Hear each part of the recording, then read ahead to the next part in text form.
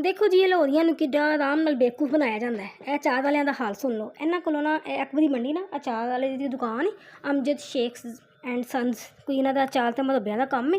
ਇਹਨਾਂ ਕੋਲੋਂ ਇੱਕ ਦਫਾ ਪਹਿਲੇ ਵੀ ਮੈਂ ਅਚਾਰ ਲੈ ਕੇ ਆਈ ਤਾਂ ਉਹ ਇੰਨਾ ਮਜ਼ੇ ਦਾ ਫਰੈਸ਼ ਅਚਾਰ ਸੀ। ਮੈਂ ਸਿਰਫ 100 ਰੁਪਏ ਦਾ ਸਿਰਫ ਟੇਸਟ ਕਰਨ ਵਾਸਤੇ ਲਿਆ। ਇੰਨਾ ਮਜ਼ੇ ਦਾ ਖਿਲਿਆ ਖਿਲਿਆ ਅਚਾਰ ਸੀ। ਲਸੂੜੇ ਸੀ, ਗਾਜਰਾਂ ਸੀ, ਮੂਲੀਆਂ ਸੀ ਅਤੇ ਮਿਰਚਾਂ ਸੀ, ਲਿਮੂ ਸੀ, ਅੰਬ ਦਾ, ਯਾਨੀ ਕਿ ਬਹੁਤ ਹੀ ਜ਼ਬਰਦਸਤ, ਦੇਖ ਕੇ ਦਿਲ ਖੁਸ਼ ਹੁੰਦਾ ਪਿਆ ਸੀ। ਇੰਨਾ ਮਜ਼ੇਦਾਰ ਅਚਾਰ ਸੀ।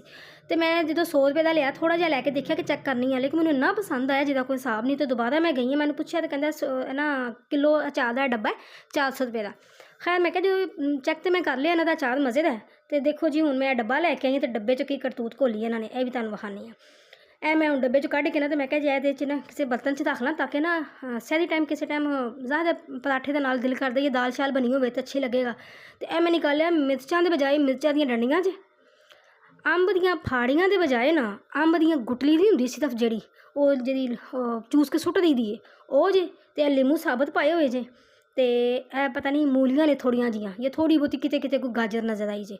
ਨਾ ਕੋਈ ਲਸੂੜਾ ਹੈ, ਨਾ ਕੋਈ ਸਬਜ਼ ਮਿਰਚ ਹੈ, ਨਾ ਕੋਈ ਅੰਬ ਹੈ, ਨਾ ਕੋਈ ਗੱਲ ਹੈ, ਨਾ ਬਾਤ ਹੈ। ਇਹ ਵੇਖੋ ਇਹਨਾਂ ਦਾ ਹਾਲ।